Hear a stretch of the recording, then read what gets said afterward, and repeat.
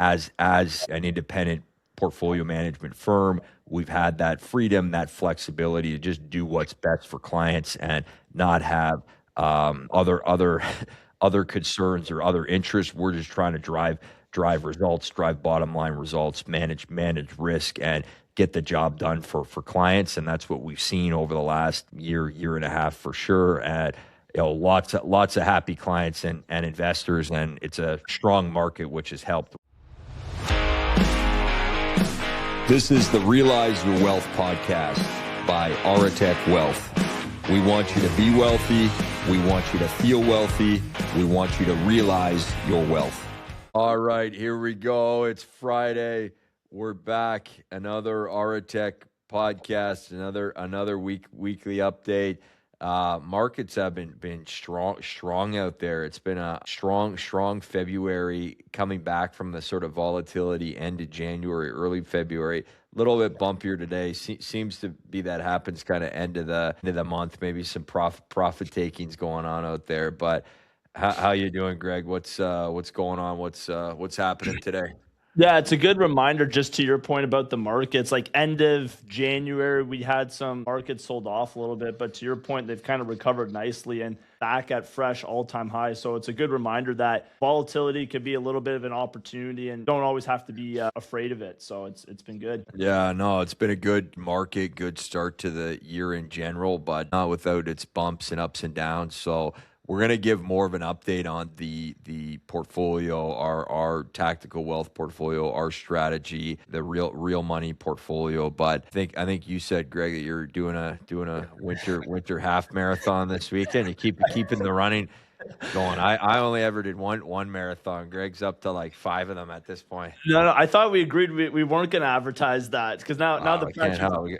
I gotta find out. I mean, it's I've been spending all my time at hockey rinks all winter. You're running marathons, so yeah. It's just a half. I mean, it's something I signed up for. It's funny, I signed up for it like late last year, thinking it's on Sunday, so March 1st. Thinking, March is usually like pretty warm, so it shouldn't be too bad. But I think it's going to be minus 10, minus 15 by the water, so. Should be fun regardless, though. So we'll see how it goes.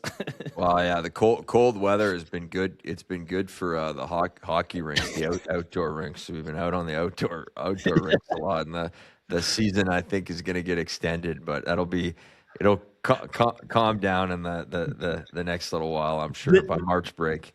Did Connor, was the game last night, was it outdoors? No. It was indoors. No, but they have had some fun stuff on the outdoor rinks here and there, and the girls play outdoors. So, and then usually we just do like shinny or skate around, and it's on the outdoor rink, because ice time. Greg's not a hockey guy. Ice time, indoor ice time in Toronto is hard to come by. So yeah, outdoor you have a little bit easier time. You do the one-on-one training, coaching outdoor on the ice. Outdoor rinks. That's where the training happens. So no, it's been good. He's been doing good. It's been fun to see the evolution of him, but also how excited you've been through it all. So it's been fun. Yeah, it's fun. I'm not really. I mean, maybe I'm becoming one, but I was never a hockey guy. I didn't play much. Don't watch it. I mean, big sport, obviously. In this country, but in the last maybe 3 months, I'm now just total hockey expert. Watching the Olympics. Yeah, no, I'm pretty much an expert. Okay. Yeah. No, it's been good. The girls are doing it, so you're basically like a full-fledged hockey family now. So yeah. Oh, look, it's the season, right? It's keeping everybody busy in the winter, which is good, but can't complain. Anyways, on to markets, the portfolio. I mean, today we're doing this, it's Friday morning. Markets are off a little bit again, month end, not entirely surprising. Numbers may be a little bit different as we wrap up month end, but we've been talking to clients really all year and all February, and the numbers are looking pretty good. There's pretty nice bounce back that we've seen from what happened at the end of January. So what we want to do is just share. We did this maybe 6 months ago or so, real money portfolio. So live portfolio of an investor, and just show you what the model looks like. And my caveat here is that there's nuances in everybody's portfolio. We're not managing a fund where everybody's account is exactly the same. There's some clients that are more conservative, some clients that are more aggressive. There's also custom positions and different things that we do from a tax perspective to just manage portfolios or concentrate position or different things. So not everybody's account is going to look like this, but this just gives you an idea of a portfolio that when we moved over, started Aretec October of 2024, joined us, and just wanted to give you a sense of what things look like, numbers, give you a rundown of a real money portfolio, live numbers, all those things, performance, risk, positions, and just give you a sense of what things look like right now. Yeah, we always like to kind of lift up the hood every once in a while as we go through it. Well, the interesting thing is this year, and even quite frankly last year, when you think about it, there's just a lot of negativity and like the news flow, the headlines. A lot of folks that you're talking to are worried about the markets, worried about a lot of different things going on. But the market this year, the market last year kind of continues to surprise maybe a whole lot of people and is hitting new all-time highs, been doing very, very well. So point is that a lot of the news flow you can't always listen to, and definitely not make investment decisions on, because typically the markets kind of climb that wall of worry. Yeah, I mean, after the U.S. election in November 2024, there was a lot of uncertainty, a lot of unknowns, and I mean, certainly has been a lot of chaos and craziness going on in the world, but the markets and our portfolio and strategy has continued to grind higher, which has been awesome to see, right? It's an awesome been an awesome move over to Aretec, and clients have really benefited from it. And yeah, we just wanted to try to kind of unpack some of those results and give you a sense of what some of the drivers of that are. So I'm going to try to share my screen and let me know if this Looks good. this is working. Yes, this is a portfolio report. This is as of yesterday, and just to give you a sense, and we'd gone through something like this before. And remember, this is one investor. Your portfolio is not going to look exactly like this, but there's probably likely some common themes and threads here. And you could see even just immediately from the asset allocation on the left. I don't know if you could see my Yeah. cursor, but Yeah. just the asset allocation on the left, it's about 70% equity. That being said, when we break out our classification, we got another 10% in alternatives, which is really gold. So, and then another 1.4% balance. So we're a little bit over 80% equity, which is kind of the target for our growth portfolios. The other thing to keep in mind, this is a growth mandated portfolio. Some clients are more balanced or income or conservative income, and so they're not necessarily going to be in this risk profile overall, but we're on target. We're not right now. We're not over invested. We still have roughly 20% or maybe a little bit less than 20% fixed income and cash equivalent. And then when you look at the sector weightings, I mean, these haven't changed dramatically by any means from where we were, say, 6 months ago. And the reason being is that the makeup of the market hasn't really dramatically changed. Materials, I mean, they've continued to do well. It's not entirely gold and gold equities, but that's what makes that up. So you can see that's a pretty meaningful weighting. Not everybody's going to be weighted to that level, but gold equities has been kind of the star of this market, especially when you look at the Canadian market. Big part of the reason why the TSX has done so well has been gold and gold equities, but then other sectors, kind of your more growthy or cyclical sectors, industrials, technology, and financials have had pretty meaningful weightings. It's probably 45 odd percent between those three. And the technology is one we did lighten up, say a few months ago, and took some more broad-based ETF exposure off the table. But the financials, the banks related positions have continued to do well. We added to financials in January as we were putting more cash to work, which has played out nicely. And then various parts of the industrial sort of segment and sector, whether it's defense or infrastructure, have been big themes that have benefited. And then some of these other sort of sectors and weightings at the bottom, whether it's real estate, consumer staples, healthcare, utilities, just the traditionally more kind of defensive, interest sensitive sectors. We don't have a ton of exposure. We have a little bit of consumer discretionary energy. I mean, energy has picked up. Our exposure is mostly through uranium, but we do have some indirect exposure to oil and gas. That was pretty weak the last couple years, especially 2025, but you've seen a big bounce back there.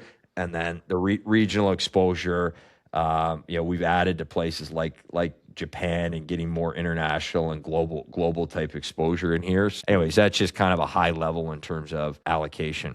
The one thing I'll just mention on the sectors there, which makes us different from probably most advisors, is that you can see we have 4 sectors that right now we're overweight on, and then we have sectors at the bottom that we're underweight on. So the difference is that we're not going to have equal weight to all sectors. We're going to look for what's actually working. So right now it's materials, industrials, technology, financials. We're just kind of overweight the portfolio to those positions. But as we talked about, Will, that could change tomorrow. And if and when that does change, our portfolio, our process, we're going to move with that. So that's just one kind of big point of differentiation I figured I'd highlight. Yeah, and materials and mining has done so well that that's become a significantly bigger weighting of the Canadian market, not as much in the US, but I would say right now how we're mirroring it probably tracks pretty closely with the TSX, not entirely, but we're more correlated with financials and commodities, less so certainly the energy, but financials and commodities as opposed to say the technology and the AI trade, although we do have our fair share. But if you look at 15.6%, that's a lot lighter than say the S&P 500 and the NASDAQ. And that's even what we've seen this year. I mean, I think you were looking at the numbers, Greg, is that it's been a little bit of a tale of two markets, that the growthier parts of the market, like the NASDAQ and S&P 500, are doing nowhere near as well as the TSX, which is more commodities heavy and financials heavy. Yeah, and you can see from the numbers there that you'll explain in a second, like our portfolio right now, we are a little bit more correlated to the TSX. At other times throughout the years, we've been more correlated, maybe the S&P 500, but it's like energy, banks, commodities, things that are in the TSX are working. And so that's where our correlation tends to lie right now. Yeah, and I mean, look, these numbers look fantastic, which is great to see. I mean, what you're seeing here is year to date up 7.5%, 2025 up 20.8%. For that just tail last couple months of 2024 after we moved over 3%. So this cumulative, that's a total return, not annualized, is 33.8. And then once you annualize it, 24.5%. So nearly 25% annualized. I mean, I've said for years to investors, if we can drive high single digit, low double digit numbers, we're doing great, well ahead of the curve. So that's 8, 10, 12%. Here we're at 24.5%. I mean, that doesn't it's a good thing. It doesn't mean that things are going to crash tomorrow or it's right around the corner. It just means that it's been a good period. It's been a good market period. Our strategy has capitalized on that well, and we've benefited from it. The volatility too, partly that just speaks to our process, how we steer through markets. I do think this market lends well or plays well to how we manage money and our strategy, but the volatility has been pretty minimal on the portfolio.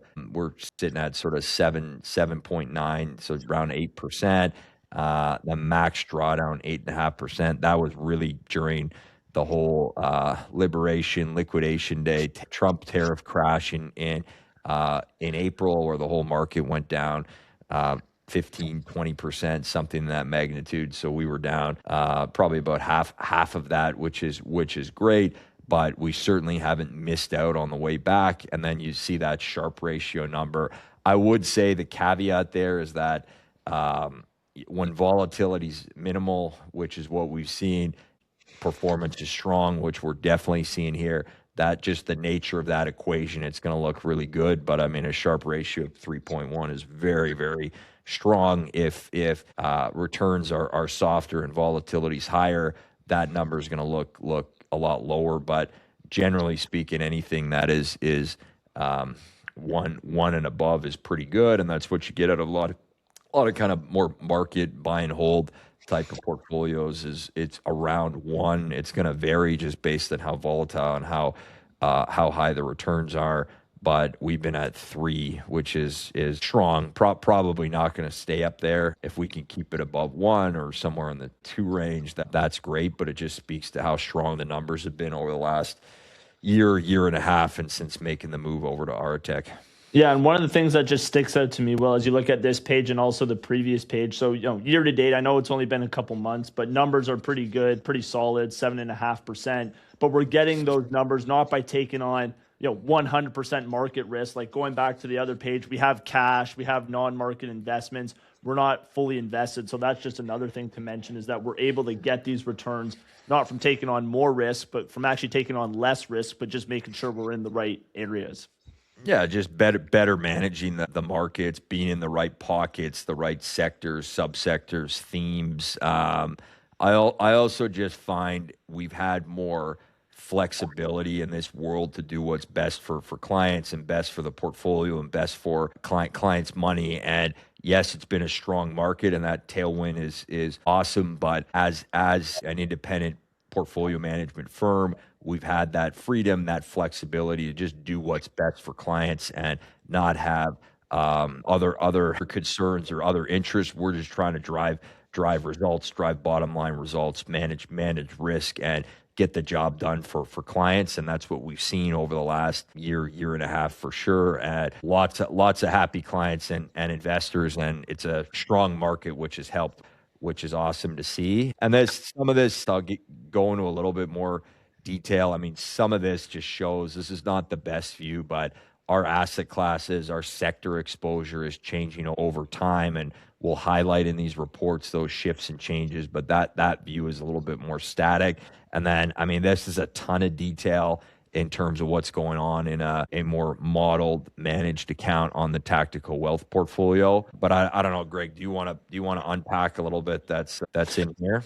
Yeah, so what I would say, like to your point, Will, now having a little bit more of that freedom and flexibility, one area that we've really kind of expanded on is just using ETFs, and we've just found the performance, bottom line results have just been better. We've talked about it before. We're just more diversified, and it's just safer overall. So we still do own some individual high quality positions. You'll see there Amazon, Google, like some of the banks as well. But really, we've also added, just by using more ETFs, which has just helped the numbers on the way up, but also helped us protect on the way down. Yeah, and that's a good point. And not that we don't like stocks, and we own them. We've just found with the nature of the tactical strategy is that it's markets are volatile. Individual positions can be really volatile, and we look at it from a top-down viewpoint where we're looking at market risks, and then we start to look at sectors and subsectors and themes, and we can get pretty niche and narrowed with our ETF exposure in here.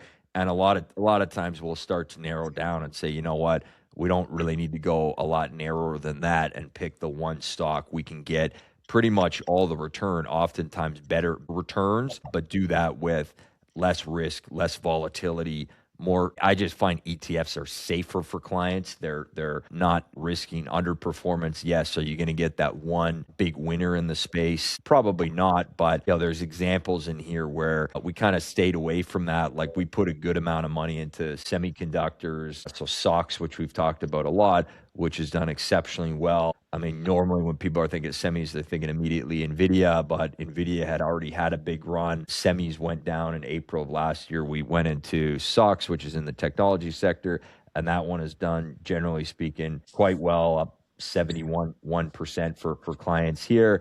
So that's been a big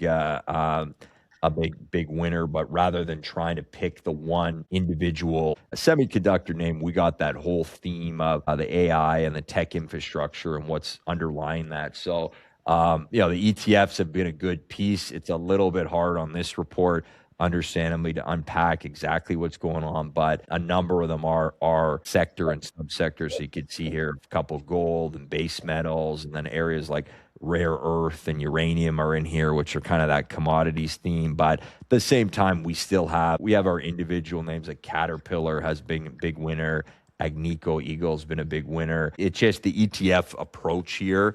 It just tends to de-risk things for clients. I know sometimes when you're opening up and looking at what's going on under the hood or how we're baking the cake, it's maybe not as exciting about seeing that one stock that's a big winner. But in general, especially for the managed, fully discretionary strategies, what we find is the ETF approach tends to lend well to this. And we've looked at that for years and years and looking at the performance and the bottom line results and the risk metrics, and have always had sleeves of growth stocks and dividend stocks and tactical ETFs. And the ETFs just tend to give better returns, less risk, better bottom line results. So, but I mean, the stocks are there and can provide some, in certain cases, some real alpha or outperformance, like Agnico Eagle. I mean, we have had that for longer, but that's been an incredible performer for clients. You could see 247%, probably your AAA gold mining name. And then the broad-based miners, although we've had them for less time, haven't quite, only up a mere 115 and 120% in this portfolio. The slacking compared to Agnico. Well, just to your point, Will, on the ETFs, like a really good example I find is when we talked about this, we added some Japanese exposure to the Yeah. portfolio. Instead of just trying to pick one or two Japanese stocks, like you can see kind of at the bottom of the page that's highlighted there, we just bought a basket of them. And then, albeit a relatively small weighting, but you can still see we're picking the theme. It's up 10 to 12% overall.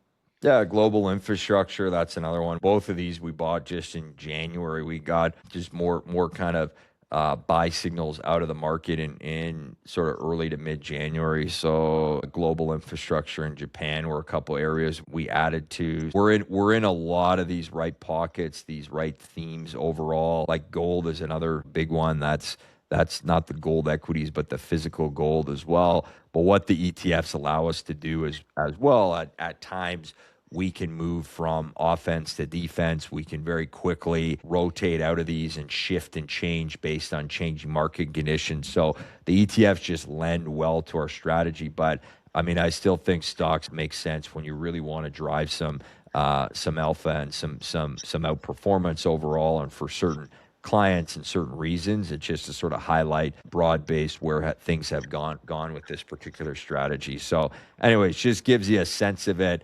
And you could see, kind of rolling back, the numbers have been very, very strong, which is awesome to see. And again, I think we've just had that flexibility, that freedom, that ability to manage this, do what's best for clients, investors, their money. And we've been very happy. We'll be back with everybody next week. As always, we want you to be wealthy, as you could see from the real money portfolio.